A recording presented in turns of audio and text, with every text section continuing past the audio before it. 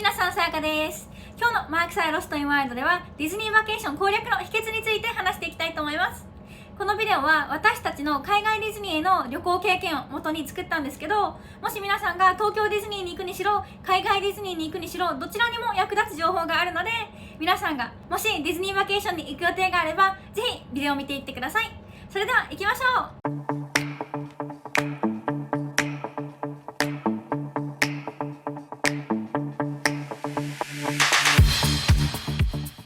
私たちは何回か海外ディズニーに行ったんですけど、そこでいろんな発見や失敗がありました。そこで皆さんがディズニー旅行に行くときに最高の一日を過ごせるように、これやっててよかったっていうことと、これやっておくべきだったっていう私たちが海外ディズニーに行って学んだことを紹介していきたいと思います。まず1つ目、クルークでチケットを買う。私たちは基本旅行に行くときはいつもエアロプランのポイントを使って全部払うんですね。で、前2回ウォルトディズニーワールドに行ったときはどちらの時も飛行機、ホテル、チケットは全部エアロプランでポイントを使って払うことができたんですね。だけど前回ディズニーランドパリに行った時に、なんとディズニーランドパリのチケットがエアロプラ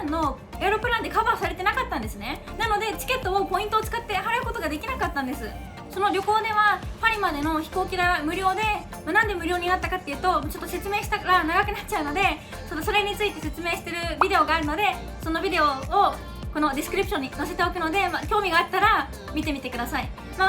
そういうことで飛行機代は無料で、ホテルはエアロプランを使って予約することができたんです。そしてこのチケットを買わないといけないということで、私たちはどうにかこのチケットを少しでも安く手に入れられないかっていう方法を探してたんですよ。そして見つけたのがこのクルークというサイトです。クルークはいろんなチケットとかが売ってあるサイトで、ここではディズニーチケットが公式サイトで買うよりも安く買えます。で、どれだけ安く買えたかって言ったら、私たちは2日間のチケットを2人分買ったんですね。なのでトータルで4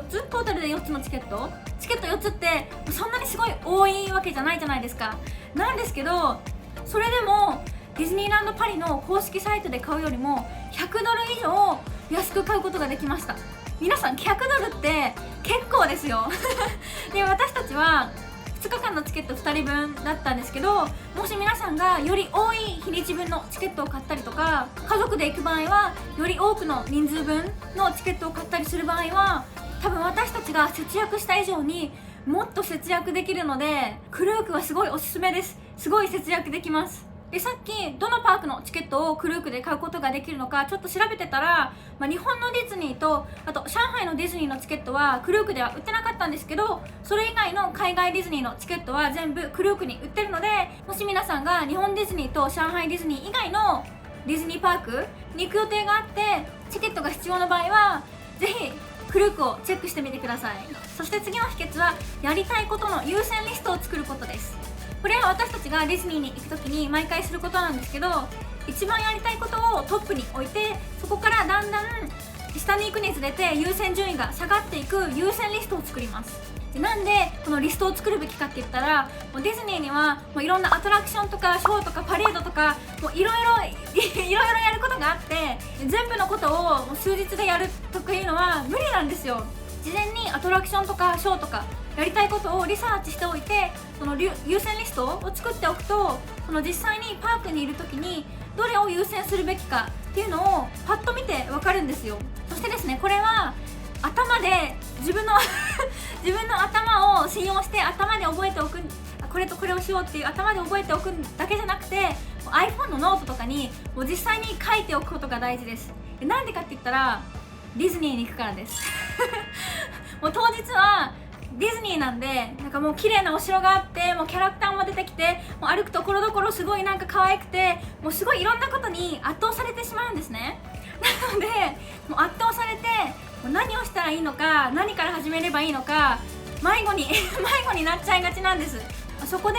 大体のプランっていうか、この優先するべきもののリストがあれば、その日のパークでの何をしてその次に何をすべきかっていうプランが立てやすくなってパークを回りやすくなります。この優先リストを作るのは旅行期間が比較的短めの人には特におすすめなんですけど、もし皆さんの旅行期間が結構長めでも優先したいアトラクションを早めに済ませてしまえば、後々これしないとって考えなくて済むので、もうちょっとリラックスできるので、旅行期間が短かろうと長かろうと全員におすすめです。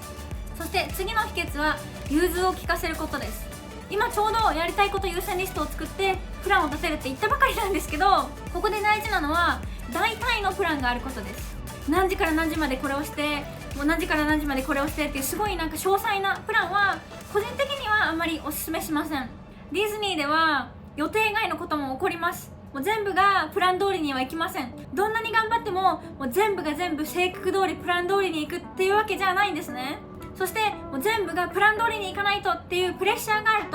と、それがちょっとストレスになって自由に楽しめないので、どれだけ融通を利かせられるかがディズニーで最高の時間を過ごすための鍵になっています。私たちも実際にディズニーでプラン通りに行かなかった体験が結構あります。前にディズニーランドパリに行った時、私たちはディズニーランドパークに行く日とウォルト・ディズニースタジオに行く日の2日間ともロープドロップする予定だったんですよ。だけど結局私たちは朝にちょっと弱いので、結局パークに入ったのは11時過ぎとかでした。なのでここでもう初めから予定からそれてしまったのと、あと私たちはその最初の日にディズニーランドパークでライオンキングのショーを見る予定をしてたんですね。私たちのディズニーランドパリのブログを見た方は知ってると思うんですけど最初に列に並んだ時はもう満員で見れなくて、その見れなかったショーがやってる間に私たちは他のアトラクションに行って、その次のショーを見ようってまた戻ってきたんですけど、その戻ってきた時にまた満員で同じ日に2回ライオンキングのショーを見る試みに失敗しましたさらにはまた同じ日にディナーでカウボーイクックアウトっていうレストランでご飯を食べようと思ってたんですけど、なんとそのレストランがもう閉まってて、そこで食べれなかったんですね。なので違うレストランに行かないといけなくなりました。こんな風に一日にもうこれだけ予定外のことが起こったんですけど、それでも私たちはもう最高の一日を過ごすことができました。こういうことがディズニーでは起こるので、予定外のことが起こらないようにすることに重点を置くんじゃなくて、予定外のことが起こった時にどうしようっていうことに重点を置くことが大切になってきます。そしてプラン通りに回れなかったからといってその一日全体が台無しになるわけじゃないです。私たちはロープドロップできなかったけど、やりたいことを全部する時間はあったし、ライオンキングのショーは1日目には見れなかったけど2日目に見ることができたし、閉まってたレストランの代わりに行ったレストランはすごい良かったし、どんな予定外のことが起こってもポジティブにいるとディズニーでの一日がストレスっていうよりも楽しい一日になります。それでは次の秘訣に行って、これは事前にアトラクションの待ち時間をモニターしておくことです。パークを効率よく回るにはいつ特定のアトラクションの列に入るべきかを知っておく必要があります。あらかじめパークのアトラクションの時間をモニターして、それぞれのアトラクションの1日を通しての待ち時間がだいたいどれぐらいになるのかを知っておくと、いつがアトラクションの比較的高めの待ち時間で避けるべきなのか、いつがそのアトラクションの比較的低めの待ち時間で列に入るべきなのかっていう判断がもうちょっと簡単になります。例えばですね、同じ40分待ちでもセブンドアースマイントレインの40分待ちとピーポームーバーの40分待ちだと全く話が違います。セブンドアースマイントレインは1日を通して待ち時間がもうすごい高くて、結構60分待ち以上っていうのがもう普通なんですよ。なのでセブンドアースマイントレインが40分待ちだったらもうすぐさま列に入るべきです反対にピーポームーバーは結構待ち時間が比較的少ない方で、10分とか20分とかが普通なんですね。なのでピーポームーバーの待ち時間が40分だったら、それはこれに乗る時じゃないです。もうちょっと待ち時間が下がるのを待った方がいいです。こういう風にそれぞれのアトラクションの大体の待ち時間を知ってると、賢い判断、いつ列に入るべきかっていう賢い判断ができるので、事前に乗りたいアトラクションの待ち時間を旅行の1週間ぐらい前からモニターしておくといいと思います。で、この待ち時間はそれぞれのディズニーパークのアプリで簡単に見ることができます。そして次にパーク閉園前に列に入る。ディズニーパークでは閉園前に列に入りさえすれば、そのアトラクションの待ち時間がパーク閉園を過ぎる場合でもアトラクションに乗ることができます。例えばパークが9時に閉園する場合、8時59分までに列に入っていれば、そのアトラクションの列がどんなに長かろうと乗ることができます。このトリックを使って一日中待ち時間が長いアトラクションに日中に待たずにパークの閉園前にその列に入ってパーク閉園後の時間を使って待つという戦略もあるんですけど、この戦略を皆さんのもう絶対に乗りたいマストのアトラクションで使うのはおすすめしません。もし皆さんのマストのアトラクションがライズ・オブ・ザ・レジスタンス、例えばライズ・オブ・ザ・レジスタンスだったら、日中にもうライズ・オブ・ザ・レジスタンスの待ち時間がすごい長いからといって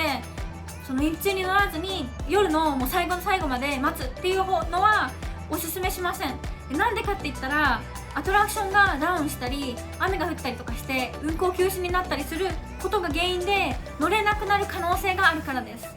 こういう乗れなくなる可能性もあるので、個人的には絶対に乗りたいアトラクションは最後の最後の方まで残しておくんじゃなくて、早めにもう済ませておくことをおすすめします。早めに済ませてしまえば乗れなくなる可能性っていうのが消えるんで安心します。なので、このパーク閉園前の時間はお気に入りのアトラクションに、2回目か3回目か4回目かに乗るか、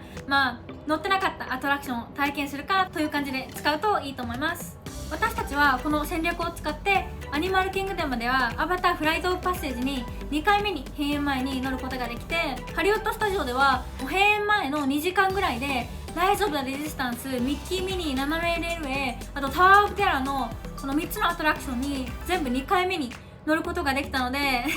パーク閉園までの数時間では結構いろんなことを達成できますそれでは次の秘訣、ショッピングは後回しにする。ショッピングって結構時間を取ります。お店の中をブラブラしてたらいつの間にか30分経ってたっていうことって結構ありがちじゃないですか。しかもディズニーパークって入り口出口なので入ってすぐのところに大きなお店があるので、そのまま入っていってブラブラしがちなんですね。皆さん、ディズニーでは時間がお金です。もちろん、パークで何がしたいかっていうのは人によるので、ショッピング優先の方はどうぞショッピングをしてください。だけどアトラクションとかショーとかそういう他のことを優先したい方はウィンドウショッピングに予想外の時間を使ってしまって他のことをする時間がなくなっちゃうっていうことを避けるために、ショッピングは後回しにすることをお勧めします。そして時間がなくなっちゃうっていう以外にもう一つショッピングを後回しにするべき理由がかさばっちゃうからなんです。最初に何か買っちゃうとその買ったものをずっと一日中持ち運ばないといけないんですね。で、結構これ邪魔になるじゃないですか。アトラクションに乗ったりとかショーを見てたりとかするときにずっと買ったものをずっと持っとかないといけないっていうのは結構邪魔になっちゃうので、ショッピングは一日の終わりにするといいと思います。で、今ここでまででショッピングを後回しって言ってるんですけど、これには一つ例外があって、もし皆さんが欲しいものが限定品だったりとか売り切れる心配がある場合は最初に買ってください。私たちがディズニーランドパリに行った時はパークに入って最初にしたのがこのチップ&デールのカチューシャ探しなんで私たちが最初にお店に入っていったかって言ったら、欲しいものが分かってたからなんです。これが欲しかったのでそれをもう見つけにお店に入っていきました2日間とも、結局パークでは見つけることができなかったんですけど、それはまた別のお話で、そのチップ&デールのカチューシャを探しててないって分かった時に私はつい癖でそのままお店を見て回ろうとしてたんですね。で、いろんなグッズとか見てたんですよ。そしたらマークが時間がなくなるからアトラクションとか先に行こうって言ってくれて、それで私たちはお店を出たんですね。で、今思い返してみるとあの時マークがショッピング後回しにしようって言ってくれてなかったらそのままねもう1時間ぐらいお店で時間を潰して全部やりたいことをできてなかっただろうなって思うので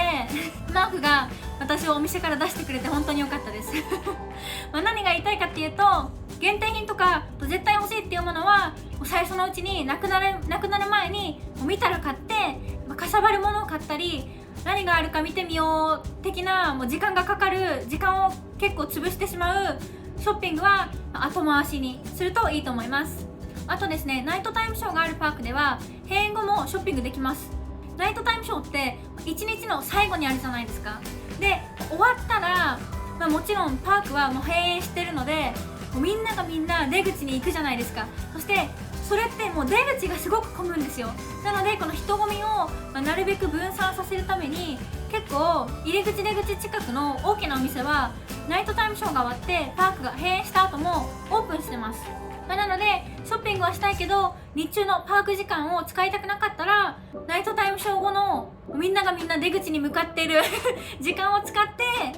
人混みがちょっと少なくなるのを待ってる間ショッピングするのもいい時間の使い方だと思いますそれでは今日最後の秘訣は休憩をこまめに入れることです。ディズニーは疲れます一日中歩き回ったり長い間列に待ったりして普段あんまりしないようなことをするので本当に疲れます。体力がある方でも疲れますなので少しでも疲れてきたらスナックを食べたりとか水分補給をしたりとかしてこまめに休憩を挟むことがとっても大切です。特に夏の時期とかフロリダのディズニーワールドに行く方、フロリダは本当に暑いので水分補給は本当に絶対にしてくださいこのアドバイスはもうちょっとつまらなく聞こえますが本当に大事なんです。休憩したり水分補給しないと具合が悪くなっちゃいます。でディズニーで具合が悪くなるってあんまり考えないと思うんですけど、実際に起こります。実際に私にも起こりました。前にディズニーワールドのハリウッドスタジオに行った時10月だったんですけど、まだもうすごい暑くてもう頭が痛くなっちゃって、その時は頭痛薬を持ってたんで頭痛薬を飲んで涼しいところに行きたかったので、アナと雪の女王の屋内ショーを見に行きました。でそこのショーはもうエアコンディショニングが効いててすごい涼しくて、そこでそのショーの時間リラックスしてたら治ったから良かったんですけど、具合が悪くなっちゃったら水を飲む、薬を飲む、座るっていうのが大事です。貴重なパークでの時間を無駄にしたくないからって我慢したら絶対にダメです。具合が悪くなり始めたらすぐに対処することが大切です。我慢して放っておいたら悪化しちゃいます。体調が回復するまで座って待ってるのは待ってる時間が無駄に思えちゃうかもしれませんが、体調が優れないまま我慢して無理してパークを回るよりも少し待って体調が回復した後完全に 100% で楽しむ方が絶対にいいです絶対にその方がいいです。あとですね、もし乗り物に寄っちゃったりとか頭が痛くなったりとかしてお薬を持ち合わせていなかった時は、ディズニーパークには正確には何て呼ばれるのかちょっと分かりませんが、メディカルケアセンターみたいな場所があるんですね。でそこに行けば1回分の例えば酔い止めだったりとか頭痛薬だったりとか1回分のお薬をもらうことができるんです。あと怪我しちゃったりとかした時はバンドエイドとかももらえます。なので体調が悪くなっちゃったりとか怪我しちゃったりとかしたらこのメディカルセンターみたいなところに行くとお薬とかをもらうことができるっていうのを知っておくといいと思います。あとですね、もし朝から晩まで一日中ディズニーにいる予定ならお昼頃に1回パークを出るのもありです。もしパークが9時にオープンして9時に閉まるならそれってもう12時間のパーク時間じゃないですか。でこれって結構長いじゃないですか。特に小さい子供とかにとってはすごい疲れると思うんですね。パークチケットがあれば何回でもパークを出入りできるので、もし近くのホテルを取ってるんだったら1回お昼頃にホテルに帰って昼寝をしたりとかプールに浸かったりとかしてちょっとリラックスしてまた元気が出てきたらパークに戻るっていうのも休憩をするためのオプションとしてはいいかと思います。それでは今日紹介するディズニー旅行攻略の秘訣はこれで以上になります。もしこのビデオを楽しんだらぜひビデオにいいねをよろしくお願いします。そしてですね、皆さんに紹介したいディズニー旅行攻略の秘訣はまだまだたくさんあるので、それらの情報は今後のビデオで紹介していきたいと思います。なのでもしまだマークサイロストインワールドにチャンネル登録をしていない方はぜひチャンネル登録をよろしくお願いします。また私たちはこのチャンネルで旅行のブログや主に海外のテーマパークについて配信しているので、もし興味があればチャンネル登録をぜひよろしくお願いします。そしてですね、実は今日はダイニングについての秘訣は紹介してなかったんです。でなぜかというと、もうすぐディズニー旅行のダイニングについてのビデオも上げたいと思います。なのでもし皆さんがディズニー旅行でのダイニングの秘訣について興味があれば、そのビデオも見逃さないようにチャンネルの通知をオンにしておいてください。それでは今日のビデオはこれで以上になります。どの秘訣が一番役に立ったかぜひコメントで教えてください。それでは見てくれてありがとうございました。